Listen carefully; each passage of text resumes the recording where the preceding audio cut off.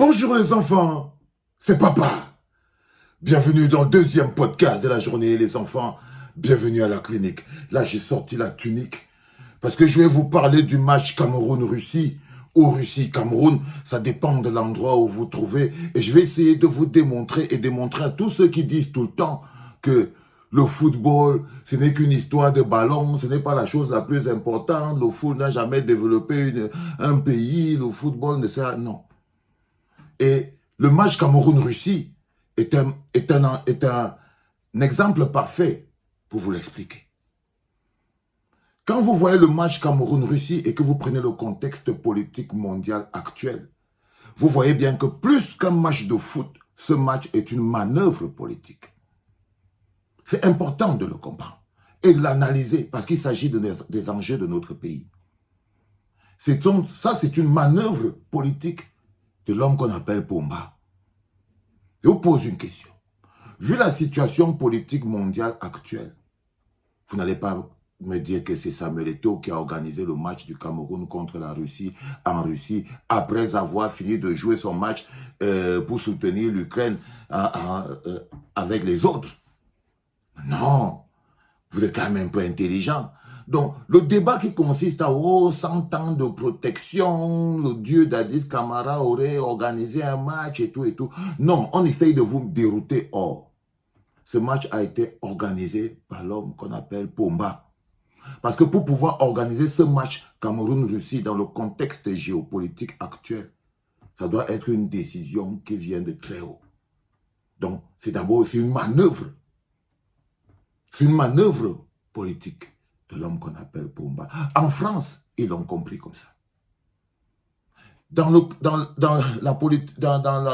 monde des médias du Cameroun, les journalistes, personne n'en parle. Parce que l'art de mettre le peuple hors sujet et de lui empêcher même d'avoir les débats qui leur permettent d'éclairer. Parce que cette situation, ce match Cameroun-Russie, devait être un débat posé à l'intérieur de la société camerounaise. Parce que c'est un rapprochement clair. C'est un message clair que Pomba envoie au monde. Au nom de notre pays, on doit être au courant. On doit savoir qu'est-ce qui est en train d'être dealé. Donc, c'est beaucoup plus qu'un match de football. C'est un pied de nez que Pomba fait à la communauté dite au monde occidental et surtout à ses patrons, ceux qui sont du côté de France. Maintenant, on doit se poser de bonnes questions.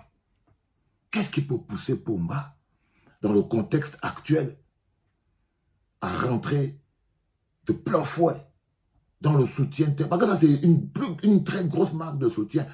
En France, on a titré que le Cameroun est le premier pays dans le monde à accepter de jouer avec la Russie en Russie depuis le déclenchement de la guerre en Ukraine. C'est-à-dire que les ordres ont été donnés partout qu'il faut isoler la Russie. Ok? Et là, Pomba, en organisant ce match, en acceptant ce match, fait un pied de nez à on va dire, au monde occidental. Nous, on doit pouvoir avoir un débat. C'est quoi les conséquences? C'est quoi les avantages? Donc, vous voyez qu'on n'est plus dans le match de foot, là. Les gens vont jouer avec leurs pieds, mais les enjeux derrière, c'est une grosse manœuvre politique. Le plus dingue, maintenant, on va se demander si Pomba joue avec le feu. Et il faut bien comprendre que c'est tellement Pomba qu'il a décidé, parce qu'il a même décidé de sacrifier Samuel Eto'o. Parce que personne n'est dans la tête d'Eto'o pour savoir comment il est embarrassé. Après avoir fait son match en soutien à l'Ukraine, président de la Fédération camerounaise de football, le voilà en Russie. Il va se retrouver en Russie avec ses photos de lui en train de soutenir l'Ukraine. Donc, il sera embarrassé. Mais Pomba a dit qu'il s'en fout. Les enjeux qui l'intéressent sont beaucoup plus importants que le petit embarrassement que peut avoir Dadis Camara. Pomba dit, hey, ça veut dire que vous comprenez déjà que c'est quelqu'un que Pomba a déjà fermé le couvercle de son dossier. Pomba a déjà fermé. Là, par exemple, il le met dans une situation compliquée. Mais il ne se pose pas la question parce que ces enjeux sont beaucoup plus importants pour lui. Peut-être que la Russie lui promet d'installer le petit Francky. Qu'est-ce que vous en savez? Peut-être que la Russie lui promet d'installer, il est vieux, non, c'est plus lui. Mais elle lui promet d'installer le petit Francky et de sécuriser et de faire tout ce qu'ils peuvent faire. Parce qu'il faut savoir qu'au Cameroun, là, c'est le seul enjeu qu'on a en ce moment. L'enjeu électoral. L'enjeu électoral. Donc, c'est qu'est-ce qu'il a dilé? On doit savoir. Je sais que beaucoup de gens vont dire, oui, les accords de défense, les accords... Mais qu'est-ce qu'il...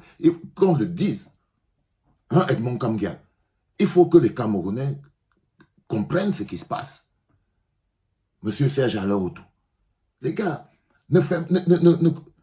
n'enfermez pas les Camerounais dans une bulle où ils ne voient pas quels sont les enjeux dans lesquels sont mêlés leur pays. Parce qu'une fois qu'ils sont quittés là, en Russie, ils ont un deuxième match amical contre le Sénégal. Et celui-là se joue en France. Là, tu as l'impression que Pomba danse nu dans la cour du village.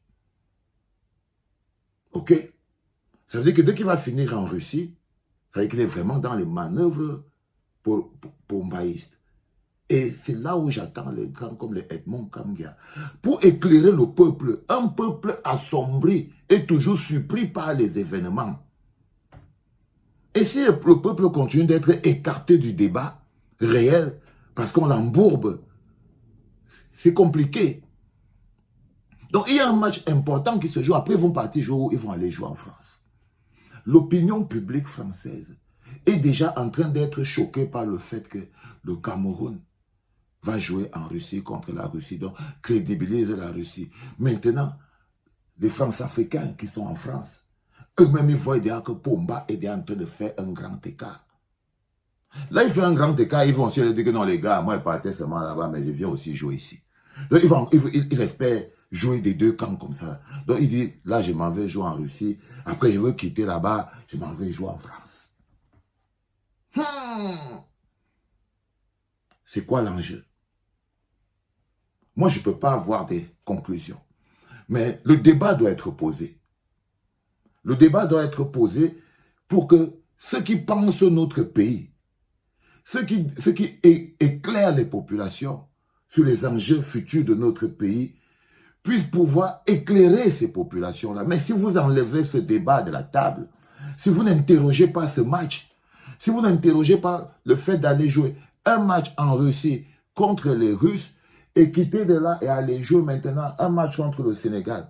Mais en France, si on vous interdit d'avoir le débat est fait en France, mais il n'y a pas le débat au Cameroun. C'est comme si cette partie de la géopolitique, on décide de ne pas vous y impliquer. Mais vous avez la clinique. Mais vous avez la clinique, les enfants. Mais vous avez la clinique. Parce que le plus important, c'est qu'au moins nous, on puisse en débattre.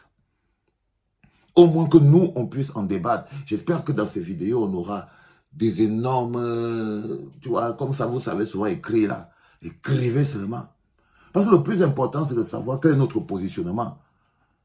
Vous voyez? Ça dit qu'à un moment donné, le monde se positionne. On doit savoir où on est positionné. On doit savoir où on est positionné. Sommes-nous toujours un petit État france-africain? Ou en ce moment, on est en train de rejoindre le bloc des autres? On doit savoir. Ne restons pas là à regarder les étoiles. Oh, on va aller regarder, on va aller jouer le match contre la Russie. Oh, 100 ans de protection, Samuel Eto'o, patati, pataron. Non, le gars est dans les problèmes. Mais vous l'avez mis dans le bruit. Le gars est dans les problèmes, mais vous l'avez mis dans le bruit. Donc, il est bloqué dans les bruits.